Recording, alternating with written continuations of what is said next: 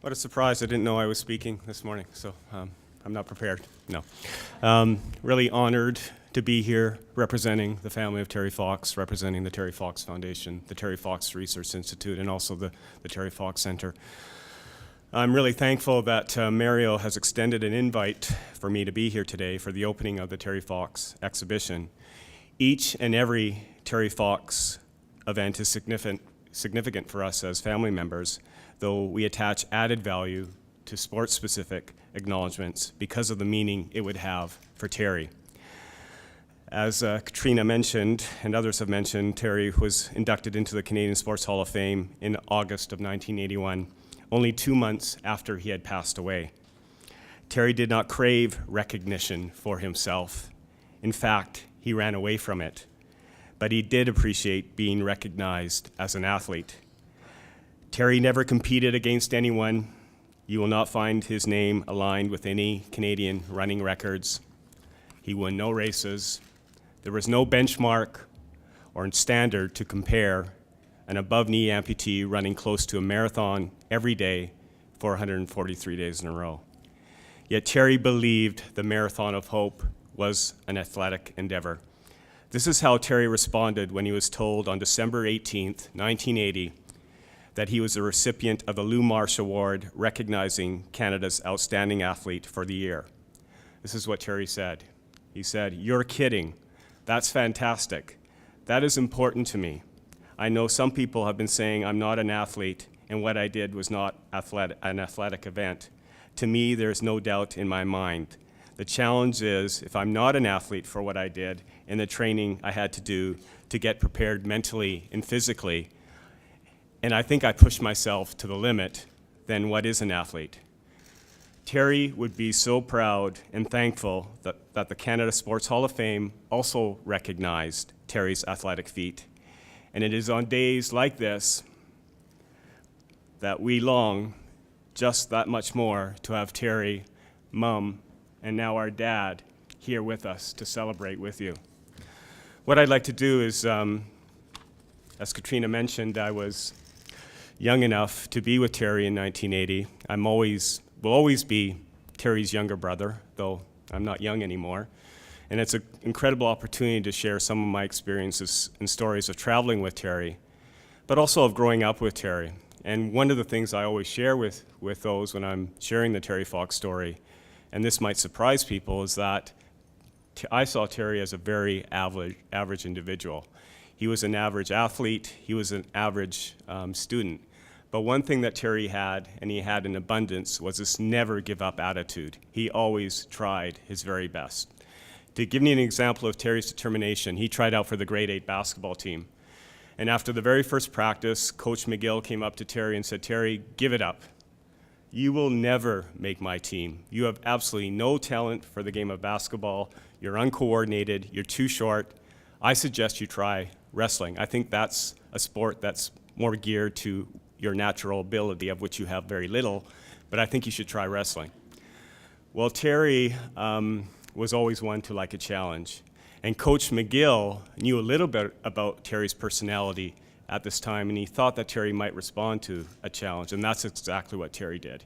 He was going to prove to Coach McGill that he could play the game of basketball. So what did Terry do? Well, the next morning, he got up an hour early for school. He went to the gym. He practiced basketball. He could hardly wait for the school day to end so he could get to the gym again and practice basketball. He would rush home. He'd eat dinner as quickly as he could, and then he'd go out in the backyard where Dad had set up a basketball hoop, and he practiced basketball. He practiced, and he practiced, and he practiced. Guess what? He made the team. He didn't play a minute in any preseason or regular season game that first year of grade 8 basketball. He rode the bench, as they say. But he made the team. And Terry learned a very valuable lesson during this period. He learned, do not believe what other people think or say about you, but believe in yourself, and anything is possible if you try. He carried that experience with him throughout his remaining years in high school. By grade 10, he was a starting guard on his basketball team. And in his final year of high school, in grade 12, he was named co-athlete of the year, along with his very good friend, Doug Allward, who drove the van during the Marathon of Hope.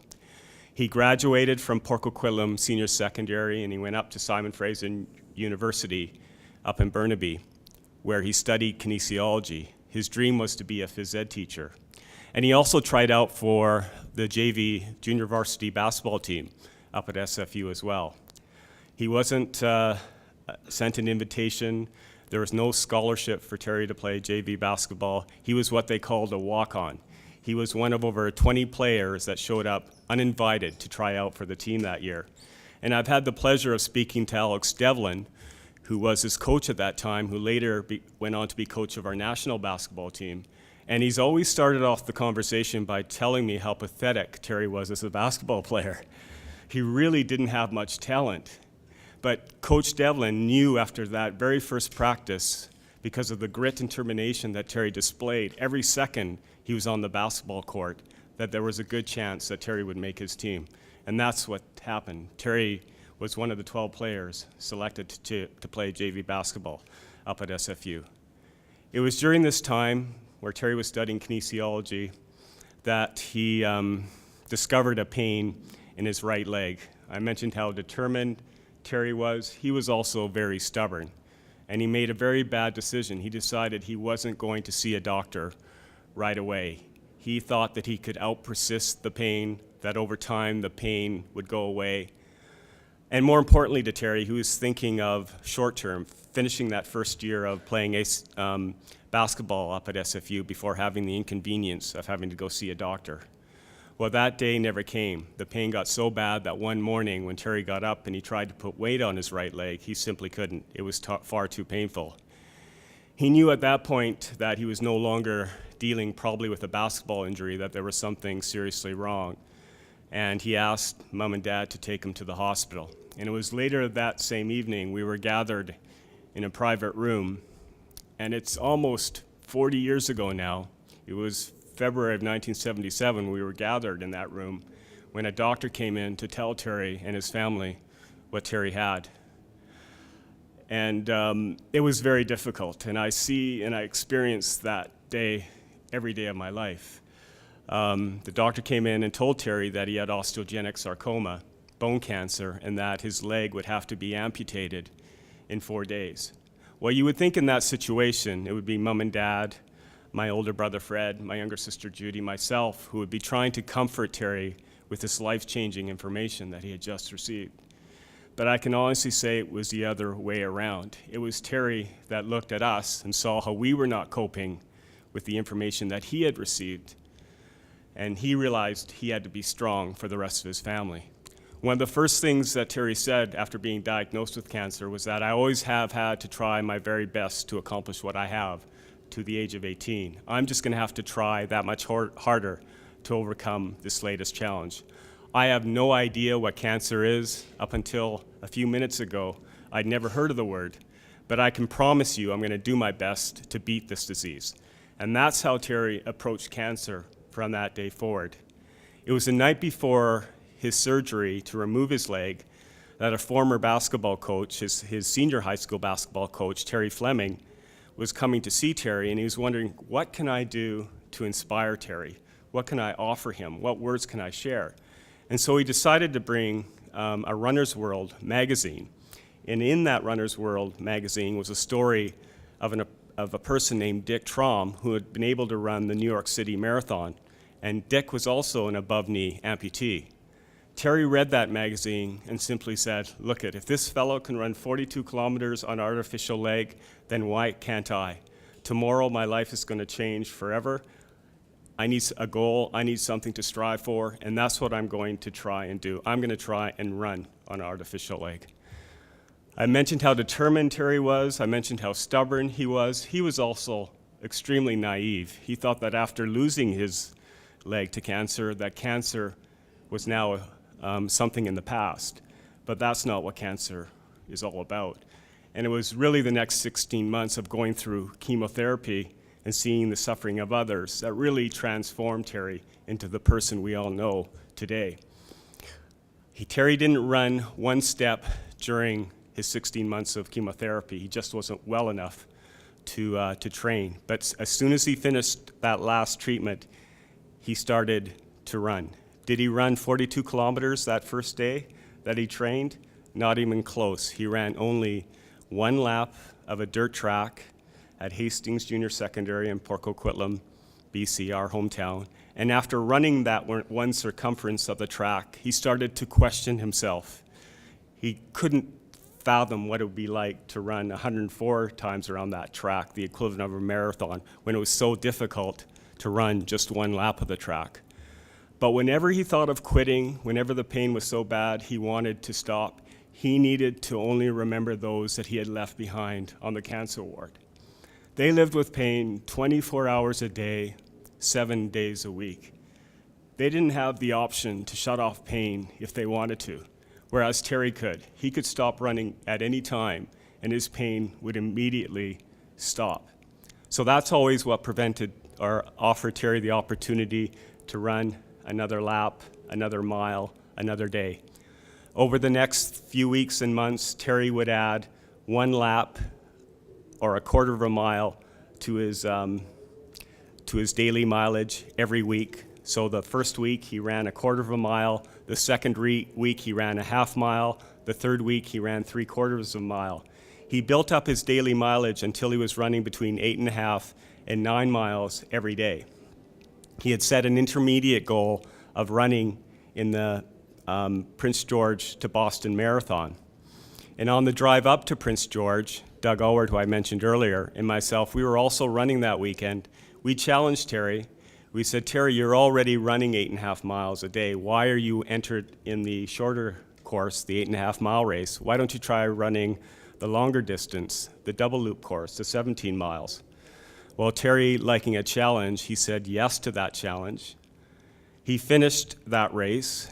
He came in last place. He was in last place by over 13 minutes. But you know what? I can still see the big smile on Terry's face when he crossed the finish line, because to him it wasn't important where he finished. What was important was that he had finished and he'd given his all. He knew upon finishing that race that he was now ready to share with his family why he had been training these many, many months. He had lied to us all, including Mom and Dad, and told us that he was training to run in the Vancouver Marathon. And the reason why he lied was he felt that he had to convince himself that he could do it before he would share it with those very close to him. And this race in Prince George was the confirmation that he was ready. Was I surprised when Terry told me he was going to run across the country on an artificial leg? Not for a second. I was a younger sibling who idolized his brother, who knew whenever Terry said he was going to do something, he did it, and he did it to the best of his ability. As you all may know, on April 12th, 1980, Terry started the Marathon of Hope by dipping his artificial leg in the Atlantic Ocean in St. John's, Newfoundland, and turning around and starting to run home to BC. And for 143 days, as I shared earlier, he ran a marathon every day. Now, this is the part I will forever more struggle with, because I don't have the answer to this question. How did Terry run close to a marathon every day on artificial leg? I don't have the answer to that question. I think Terry helped me a little bit in terms of the answer that he gave at one point. One of the quotes he said, I want to try the impossible to show that it can be done. Now, I stand before you as someone who now bikes, but in a previous life, I used to run. And at one point in my life, I ran 13 and a half years without taking a day off. I ran at least 5 kilometers every day. Now, you might think that's unique and special, but it is nothing compared to what Terry accomplished in 1980. He is within me every day of my life, and I have this incredible gift and opportunity to share a story 36 years removed from the Marathon of Hope. The reason why we grow and are successful is because of you, the next generation, because of educators, parents who are sharing Terry's story with students from Colonel Fred Scott School. You have been participating since 1990, I understand, in the Terry Fox Run, and your run will be coming up on September 30th. You are why the run is still vibrant and is very much alive. And the reason why we do this every year, because we still have to find the answers to the disease that is cancer. And we, as an organization, have raised over $700 million for cancer research. And tremendous progress has been made in the fight against cancer. The final story I want to share is my own personal experience with the disease cancer and the cancer that claimed Terry's life, osteogenic sarcoma. When he was diagnosed in 1977, he was told he had a 20 to 30% chance of living. If he were diagnosed today, he'd have over an 80% chance of living, and he never would have lost his leg to cancer. Now, for me, that's extremely personal. I cannot change history. I cannot change how cancer has touched my life, but I know with every loonie and toonie we raise today, we are saving lives in the future. And that's what was Terry's message to us in 1980, and that's why he passed the baton on to all of us to continue the fight against cancer. So my thanks again for inviting me here, Mario. Mario, I've known Mario for, I'm not going to say how many years because that really dates me, but Mario used to be an employee of the Terry Fox Foundation and was at 3 of our provincial offices in the prairies over a period of time. So it's always nice to reconnect someone who has the same passion for Terry as I do. So thank you very much.